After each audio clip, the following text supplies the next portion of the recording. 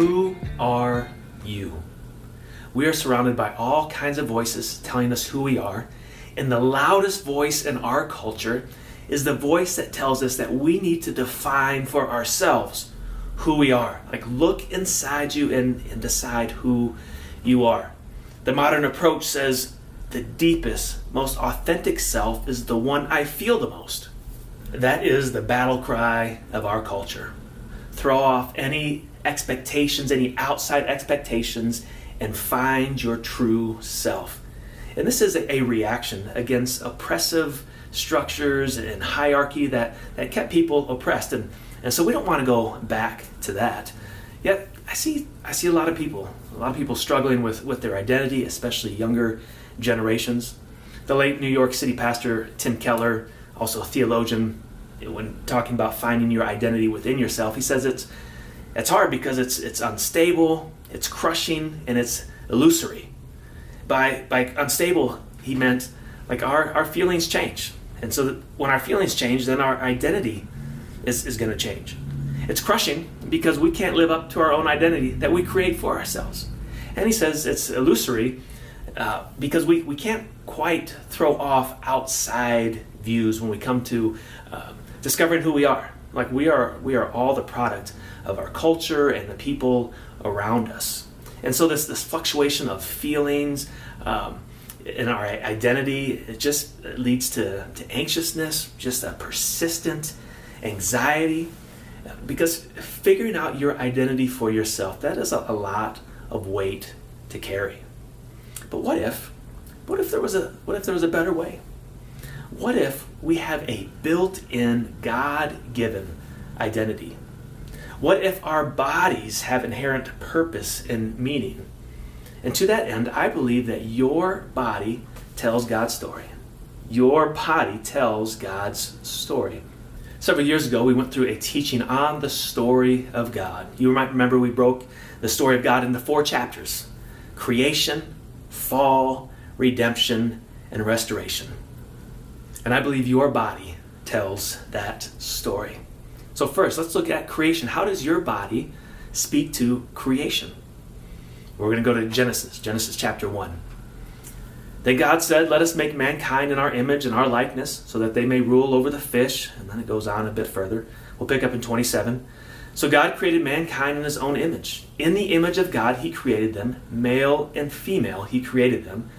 God saw all that he had made, and it was very good." God saw all that he had made, and it was very good. Up to this point, in God's creation, he has acknowledged that his creation is good, but it's only after creating humans, male and female, that God says it is very good. And God doesn't say, "I gave them a body, but it's only temporary. It will be better when they don't have a body." He created Adam and Eve with gendered bodies, and he said that they were made in his image. And there are other ancient creation accounts. I'll give you just one example, as it's kind of the most common or most known ancient creation account, and it's the Enuma Elish. The Enuma Elish. That's the Babylonian myth of creation that speaks of the world, the gods, and humanity. I'll spare you the details. You can find the account online for yourself, but the gist of it is that the gods were warring, Marduk versus Tiamat. Marduk wins and takes Tiamat's body, divides in 2. So that's where you get the heavens and the earth. And then the gods are having to tend this creation, and they're tired of that. So Marduk creates humans to tend to do the work of the gods. Now this is a very different view of humanity, a low view of humanity. And you won't find many people walking down the street who claim that the Enuma Elish is like the actual origins of the universe. However, you will find people living by it in practice, by the way they degrade human life and degrade human bodies. And the biblical account stands in stark contrast to this. God, he creates the world on purpose and for purpose. God takes pleasure in his creation, and you, humanity, male and female, you are the pinnacle of God's creation. You are his magnum opus, his senior thesis, his capstone project, however you want to look at it. You are the top of God's creation. The omnipotent God of the universe put all of his creative powers and know-how into making you.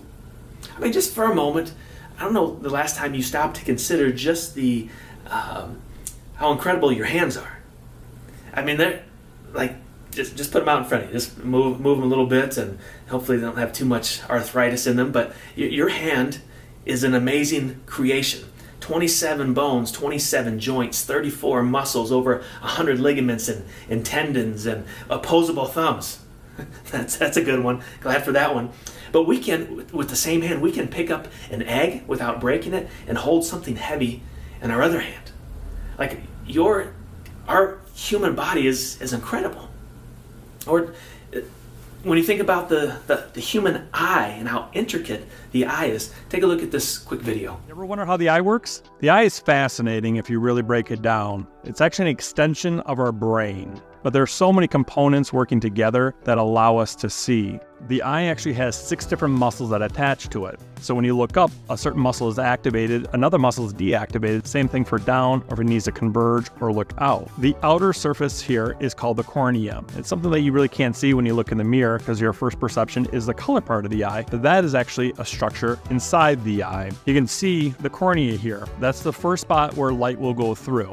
Traveling back a little bit further is that iris. But the center area or black spot on your eye is called the pupil. That is actually not a structure, it's a space within the iris. When light hits it, the pupil will constrict to decrease the amount of light coming into the eye. Or in a very dim setting, that muscle will actually open up the pupil to allow more light into our eye. Going behind the iris is our natural human lens. Much like a camera, our eye has a lens, and this serves a major function to the focus of our eye. It also is very flexible. When you look up close, this lens will actually flex. And when it flexes, it allows us to see up close. When I begin to contemplate the complexities of the human body, words escape me, and I find myself leaning on the words of Psalm 139. For you created my inmost being. You knit me together in my mother's womb. I praise you because I am fearfully and wonderfully made. Your works are wonderful. I know that full well. My frame was not hidden from you when I was made in the secret place, when I was woven together in the depths of the earth. Your eyes saw my unformed body. All the days ordained for me were written in your book before one of them came to be. How precious to me are your thoughts, God. How vast is the sum of them. Were I to count them, they would outnumber the grains of sand. When I awake, I am still with you. You matter. Your body matters because God made you. He made your body. And some of you, when you hear that, you're like, well, can I get a refund? Because things in your body are breaking down. And I'm not disputing that, and we'll talk more about that in just a moment. But at a foundational level, your body, you are part of the goodness of creation, God's good design. And part of that creation, that good creation, is gendered humans. Male and female are part of God's good design. Now, Genesis 1 has courted a lot of controversy in the last 150 years. Like, how do we interpret it? What's it trying to say? But I think Genesis 1, and we've been coming back to Genesis 1 for a few weeks, there's so much going on in Genesis 1 that we often don't grasp everything that's happening. So one of the things that you might overlook is all of the poetry and the pairings of the poetry. What I mean is all the opposites in Genesis 1 that come together to create God's good creation. You have heaven and earth, land and sky, sea and earth, the birds and the fish. And then at the climactic moment of the poem, God pairs male and female. This is what N.T. Wright, a renowned scholar, says. The binaries in Genesis are so important. Heaven and earth, sea and dry land, male and female. It's all about God making complementary pairs which are meant to work together. Our bodies were created gendered and part of God's good creation. Beth Felkner Jones put it this way in her book: the Christian faith is profoundly for the body and for the joys of the bodily life. Why do Christians recognize the whole world, including bodies, including physicality, including sexuality, as good? The answer is theological. That is, it has to do with who God is. Because God, who is good, made all that is reflects the goodness of God. The first chapter of Genesis contributes to a theological vision of human relationship, of sex. The very existence of human relationship is good. Embodied difference is good. Sex, marriage, and fruitfulness are all God's good creation. We don't buy into the Babylonian myths of creation, but we buy into other myths. We buy into the myths and other voices that say, you are a mistake, or your life doesn't matter, or you're an accident, or your mom didn't want you, or your dad had no interest in you. This is not what God speaks over you. He says, very good. The first words that God speaks over your body is, it is very good. You are fearfully and wonderfully made. And so let the voice of God drown out the other voices. We live in a world of brokenness, but we are beloved by God, an image bearer of God. And the biblical story begins with God and his good creation. It doesn't start with humans. That's not where the story starts. That comes quickly thereafter, and deservedly so. But God's very first words over you are not, you sinner, you're a mess up, you're a failure. His first words are, you are supremely good. You are supremely good. Your body tells the story of God's good creation. But not only that, your body also tells the story of the fall. When we talk about the fall, it's what's wrong with the world. Why do the nations rage?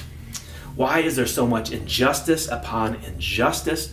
Why am I not the man I want to be? Why am I not the father I want to be? Why am I not the husband I want to be? And we live in a fallen world marred by sin, and that sin also impacts our bodies.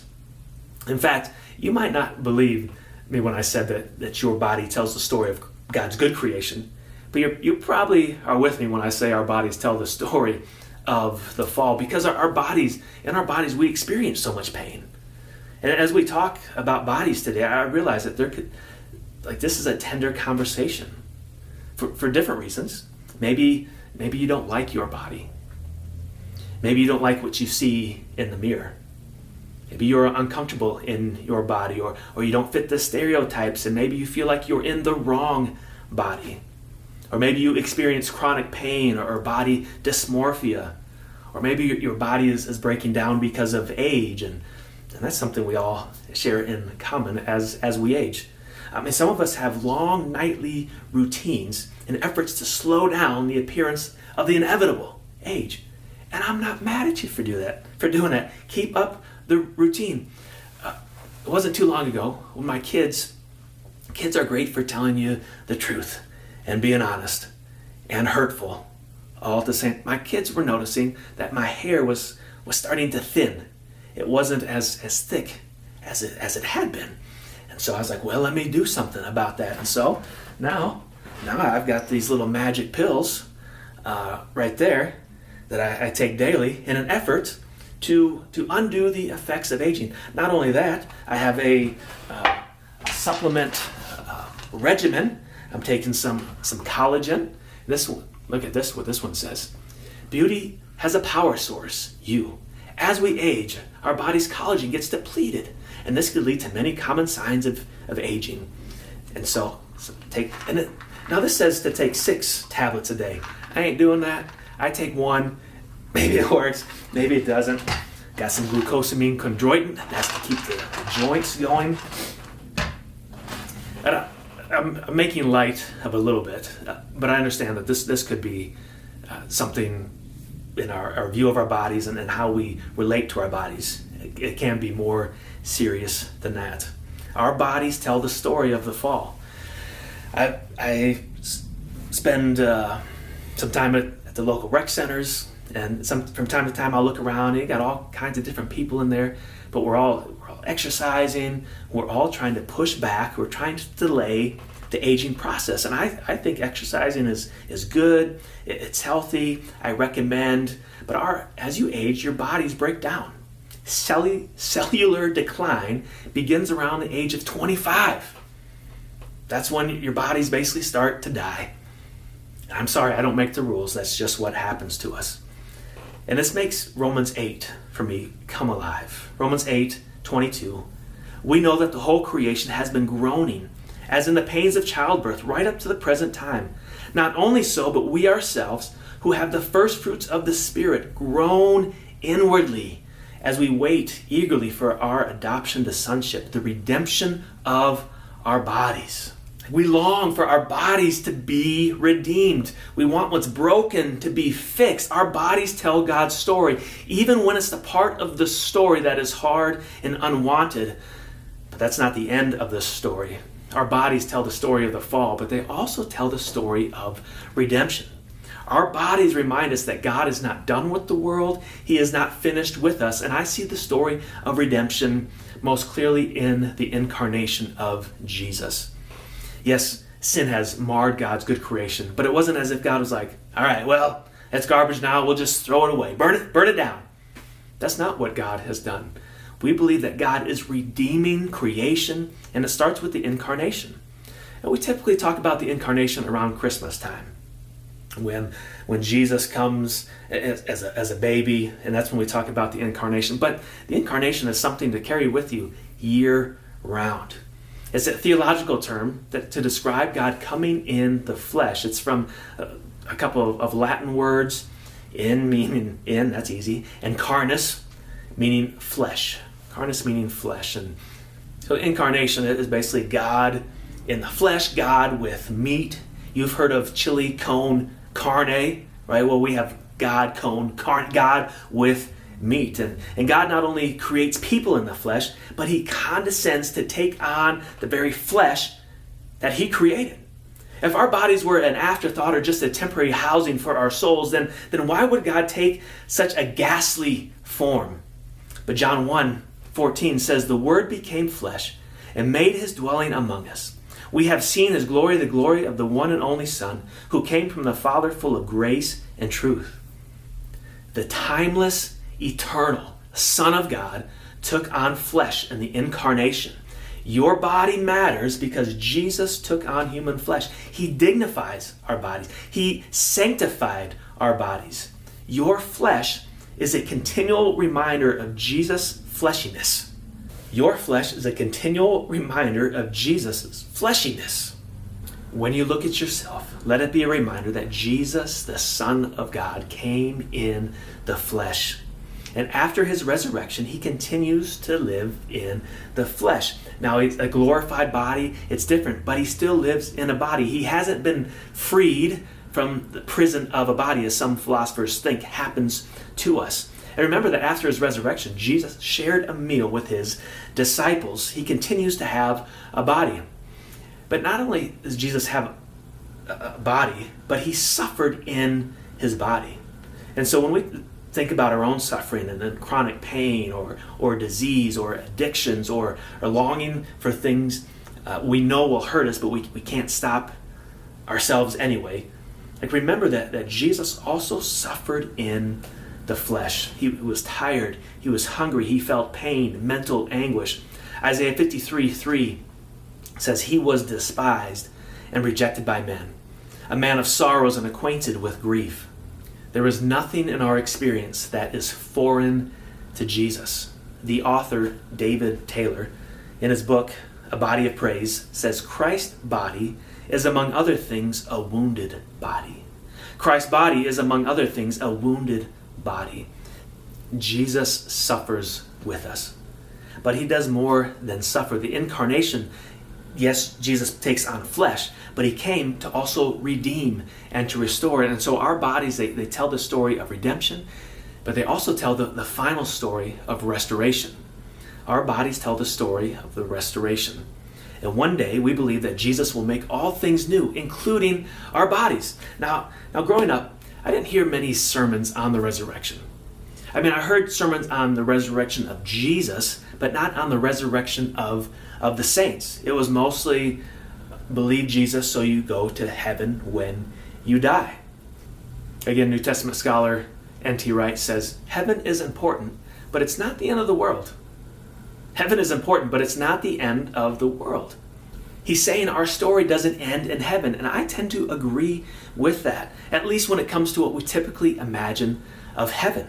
Read the last 2 chapters of the Bible. The end of the story isn't disembodied souls floating around. It is the city of God. It's the new heavens and the new earth coming together. And by saying the end of the story isn't heaven, I'm not diminishing what is to come. I think I'm elevating it as something to look forward to, a real existence with real bodies. Now, after the resurrection, when Mary sees Jesus for the first time, she embraces him, and Jesus says, "Mary, don't hold on to me." Jesus had a body that could be held onto, and Jesus' resurrection means that there is a human right now seated at the right hand of the Father. It's a glorified body, but a human body with scars.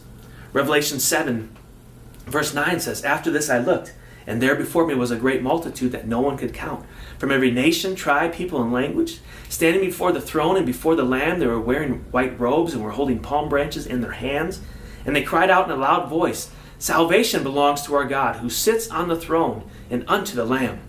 As a multi-ethnic church, we've talked about this verse previously, but one aspect of this verse is it means that in God's coming kingdom, that we don't just lose our identity. We don't become like in the movie Soul, for example. Maybe you've seen this Disney movie, came out in 2020. But the main character, Joe Gardner, dies. In the next scene, he's on a conveyor belt. He's headed up to the great beyond. And he has some conversation with others on the way there. And we're not told what the great beyond is. Maybe it's oblivion, maybe it's reincarnation, or heaven.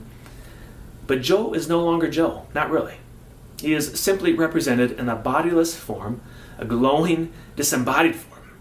His disembodied soul then proceeds along the conveyor belt towards this bright white light, and it's depicted as like zapping people as they get closer. And Joe sees that, and he doesn't want to go there, so he takes off running in the other direction. And honestly, I wouldn't want to go there either. And thankfully, that is not the biblical story.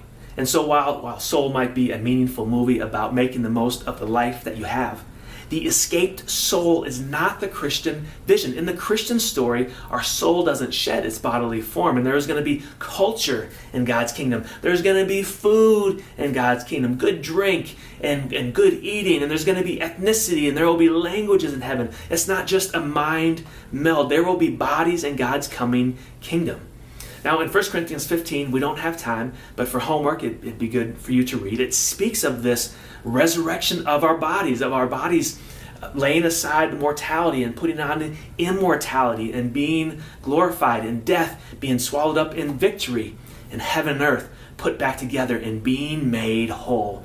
Your body matters because at the resurrection, your body will be resurrected. So if today you feel an incongruence with your body, if you have felt like you are in the wrong body, if you feel like your body has betrayed you, or if you long for a different body, God's promise is better. God's promise is better than escaping your body. It's not that you will finally escape your body, but that you'll finally be at home in your body. Your body will be made right and perfected and glorified and healed. Check this out. Happy birthday, baby, from all of us. Happy birthday. What is this? Put them on. Come on. Put them on. The sunglasses.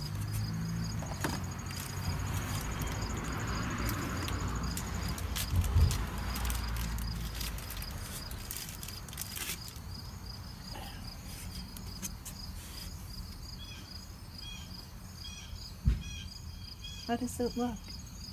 Oh, that's weird. Look at the balloons. Can you see with our eyes now, baby?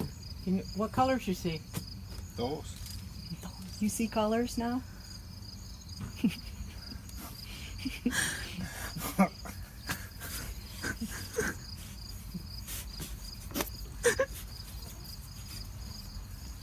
Now you have rose-colored glasses, baby. Before. It doesn't look like mud. It looks like brighter mud.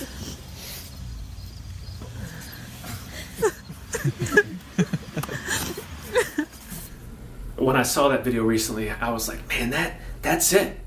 That is a picture of the restoration that is coming for all of us. And for this the man in the video, like it was just his eyes that were healed, so to speak.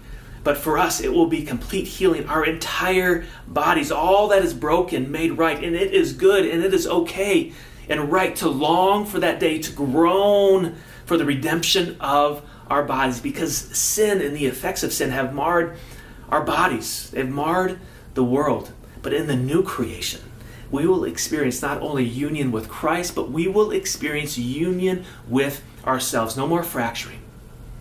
Your body tells God's story. Your body tells God's story. Creation, fall, redemption, and restoration. Grace and peace.